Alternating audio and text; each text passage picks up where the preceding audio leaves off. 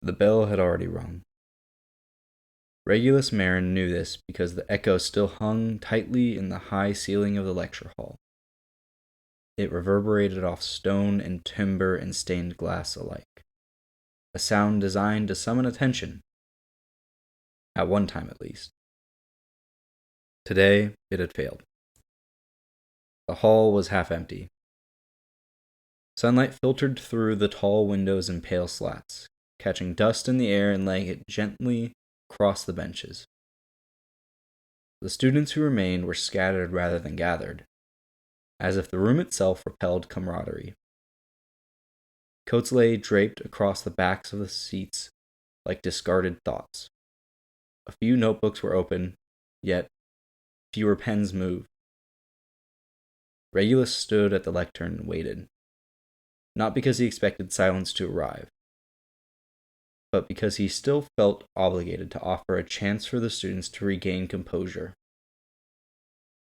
His hands rested lightly on the wood, the grain worn smooth by centuries of palms that had pleaded, preached, and reasoned with young men. He could feel the faint grooves left by other men's hands, pressed there over 100 years and more. He cleared his throat. No one looked up, but he began anyway.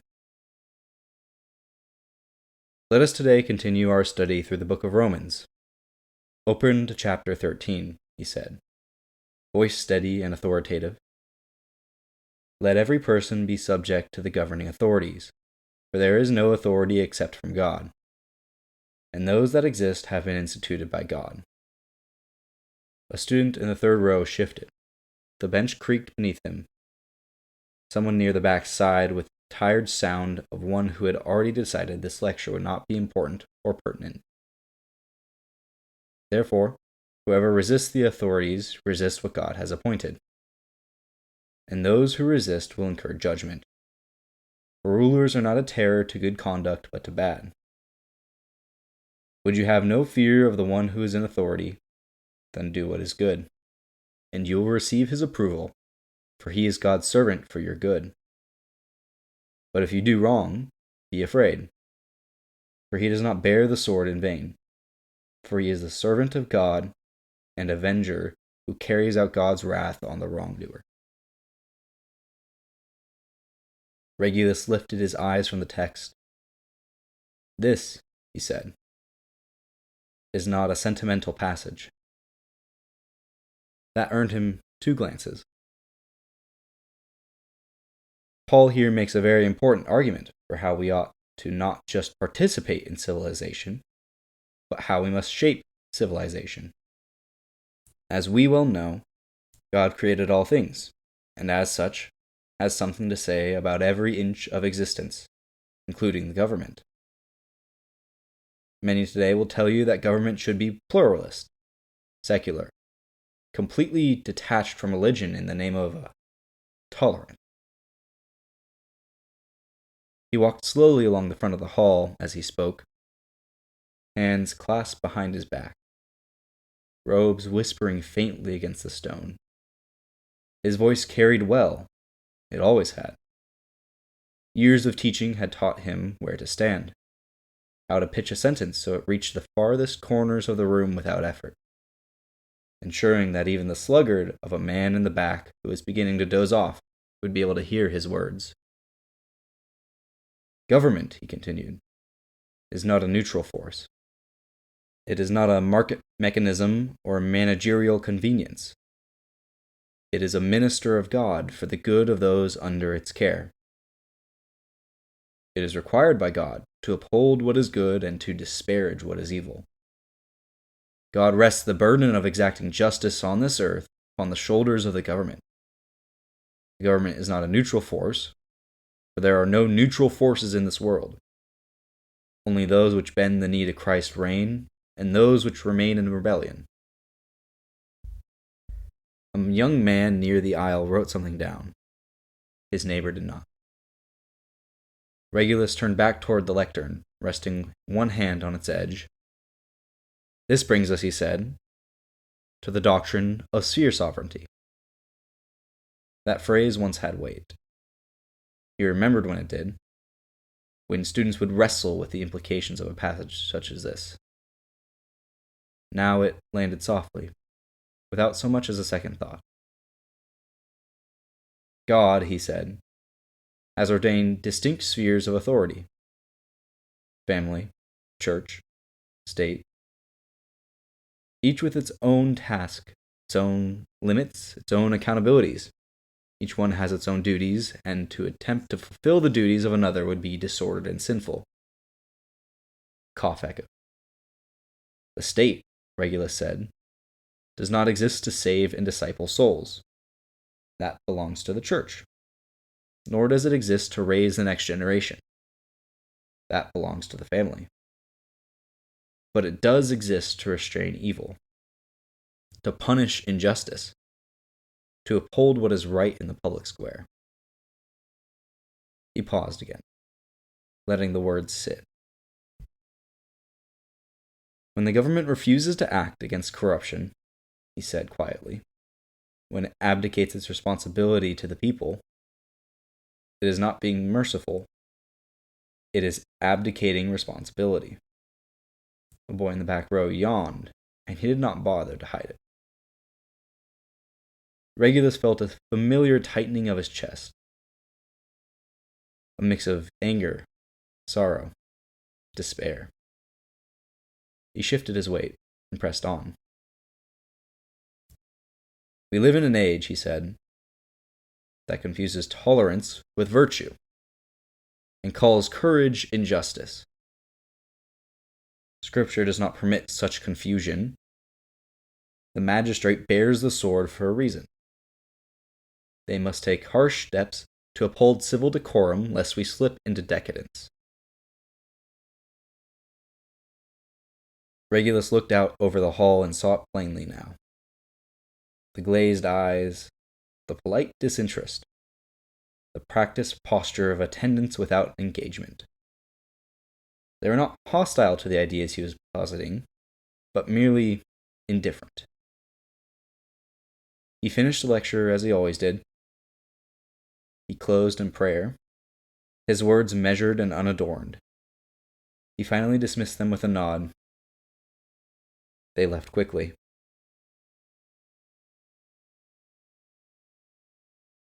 Footsteps echoed down the aisles. Coats were pulled on. Conversations resumed mid-sentence, as if paused for the duration of the lecture. The wood door at the end of the hall shut with a loud thud of finality. Regulus remained at the lectern long after the room had emptied. He gathered his notes slowly, aligning the pages with precision, stacking them, praying that this small sliver of order and decorum would spread beyond the small lectern. His Bible lay open where he had left it, the thin pages marked with careful notes by a hand which grew more weary with each passing year. He closed it gently. The hall felt cavernous now.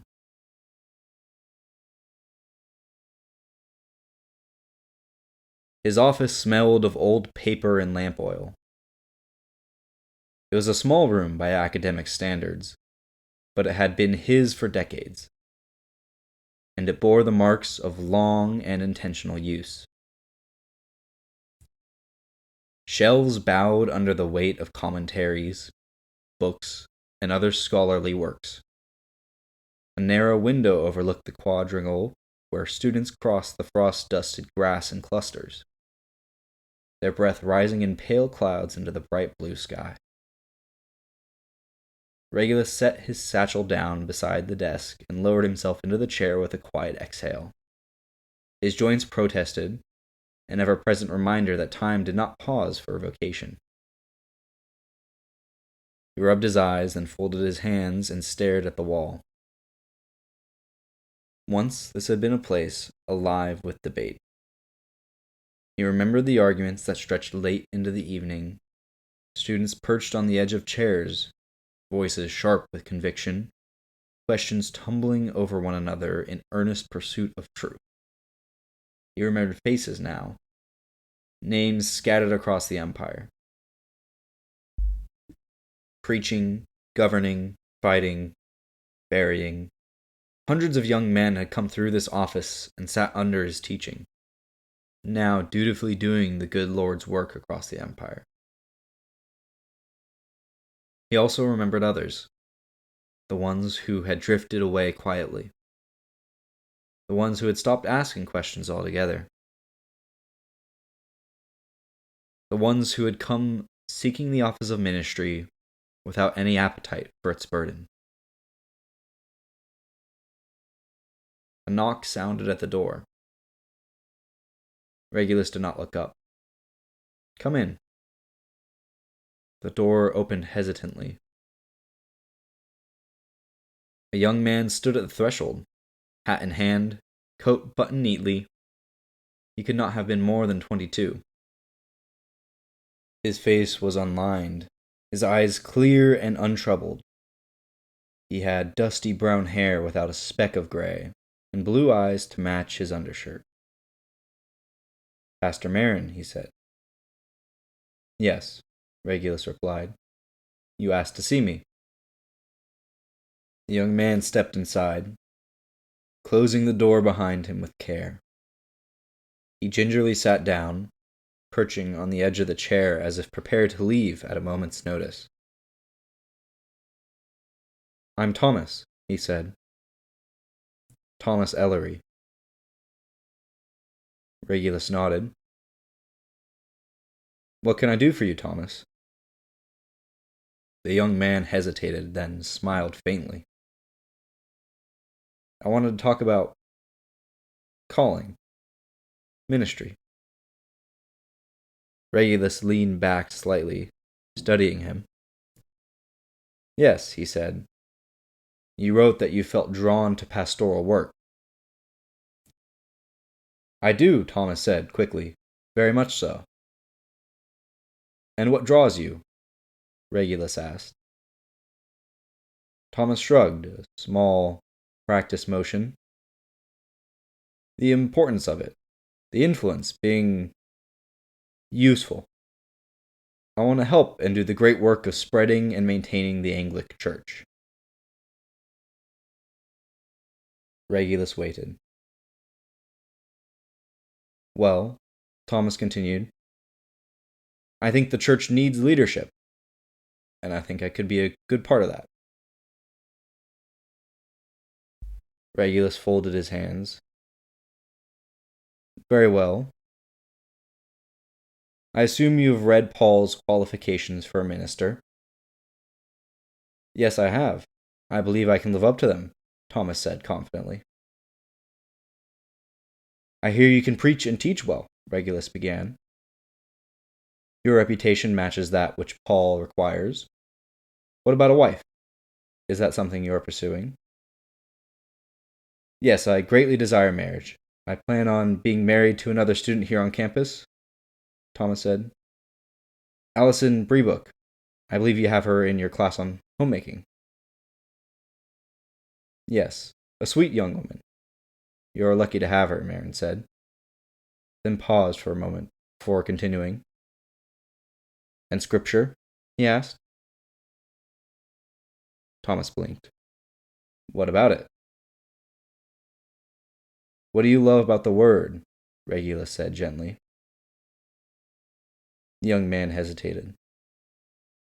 "I suppose it's moral clarity." "Do you read it?" Regulus asked. "Yes," Thomas said, "when required." Regulus closed his eyes for a moment. "When not required?" he asked. Thomas shifted in his seat. "I prefer the broader discussions. Theology, ethics, social engagement. I enjoy the work of ministry, serving others and taking care of their needs. Doctrine without devotion," Regulus said, cutting him off, "is an empty scaffold." Thomas frowned. "I don't think that's fair." Regulus met his gaze sharply. "No?" he asked. "I mean," Thomas said, taken aback, "we live in a different world now. People aren't interested in..." He gestured vaguely. all that detail. They want relevance. They want a God that can relate to them.